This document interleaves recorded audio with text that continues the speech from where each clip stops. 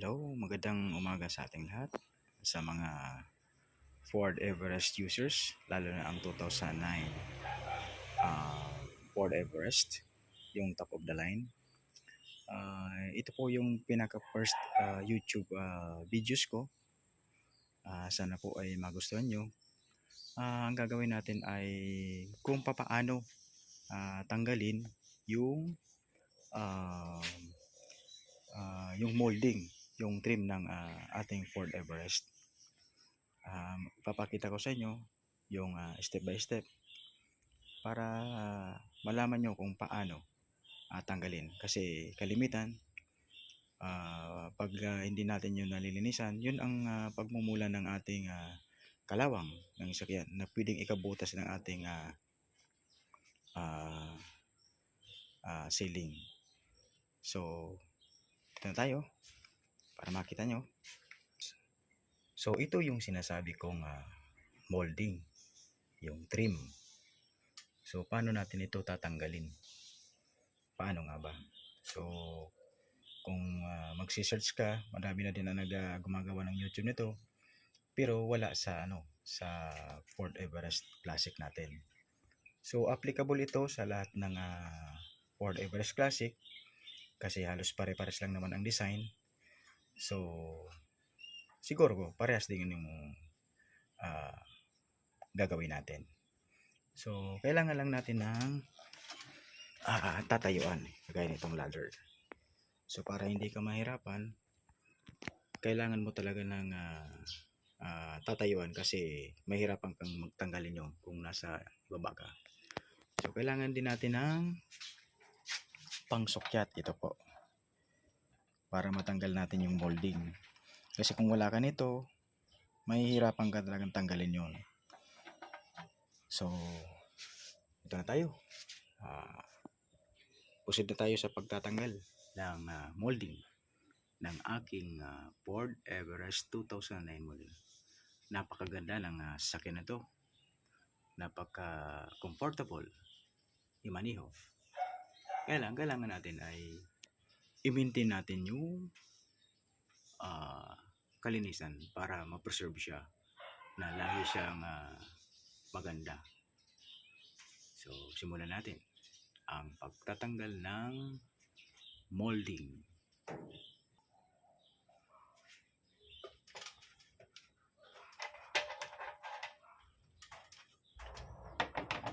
So, una natin gagawin ay ganito po, push natin ito at pull natin ito. Tapos, saka natin susukyatin.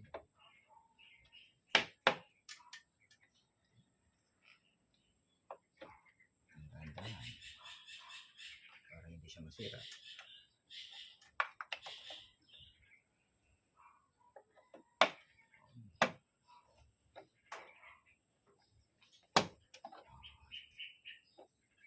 Ito siya.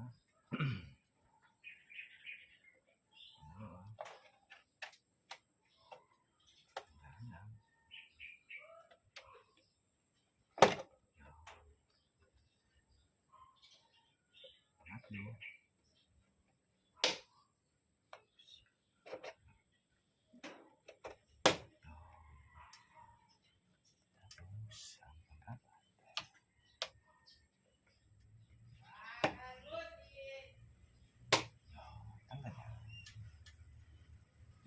Siya ka-easy tanggalin. Ganito lang siya.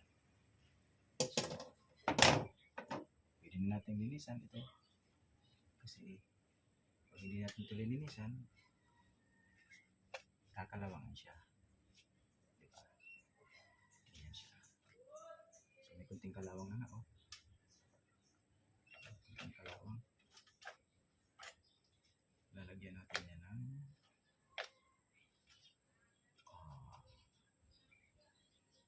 pintura.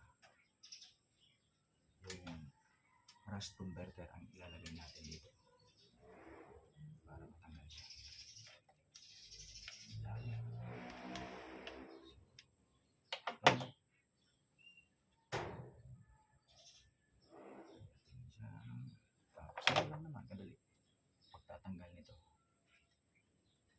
pwede nyo itong pinturahan kung gusto nyo.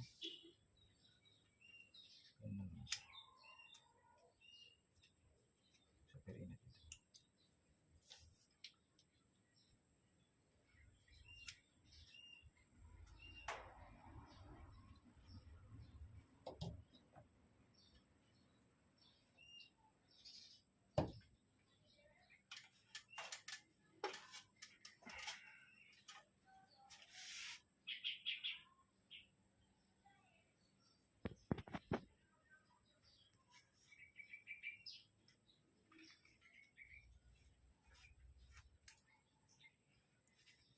Titingnan nyo sa camera, may rust na siya. Rust kung meron na siyang kalawang. So, kailangan natin siyang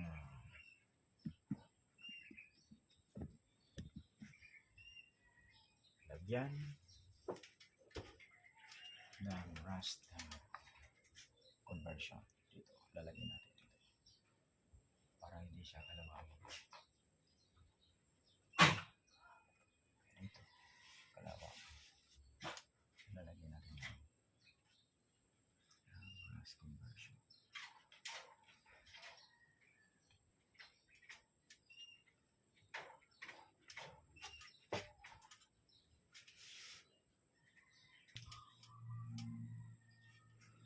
Yun. Nililis na natin ito. Kasi pwede siyang magkaroon ng kalawang. Lalagyan natin siya ng rust conversion. Tingnan nyo yung kalawang. Tinanggal ko na siya. Yan, ginamitan ko nito. Ginamitan ko niyan para matanggal yung kalawang. Tingnan mo, kalawang na. Yan, may kalawang na dito. Dito. So, kailangan natin siyang malagyan ng rust conversion. So, lalagyan natin ito ng tape para hindi siya, para maayos siya. Tapos siyempre, kailangan siya natin ng linisan natin ng thinner bago natin siya pinturahan. Bago natin siyang pinturahan, kailangan natin muna siyang linisan ng thinner.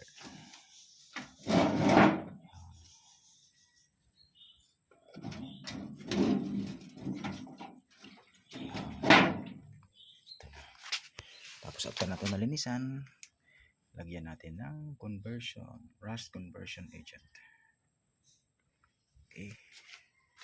So ayan, lilinisan na natin ng thinner para matanggal yung mga oil.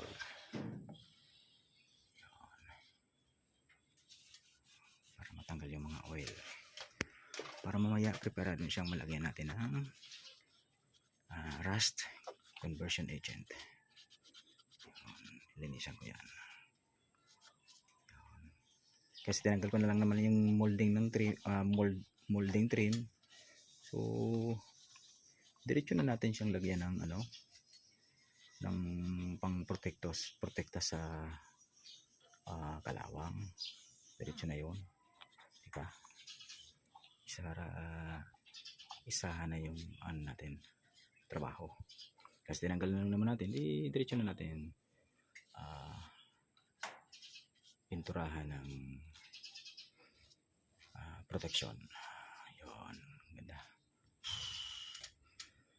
Napakaganda. Yan na, ready na siya. At syempre, yung isang kabila ay gagawin din natin yan. So, ito lang naman. Ganyan. Pull natin ito.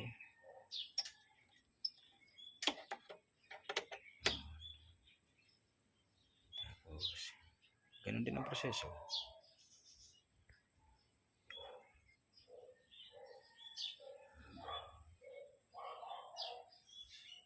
Tatanggalin natin yan.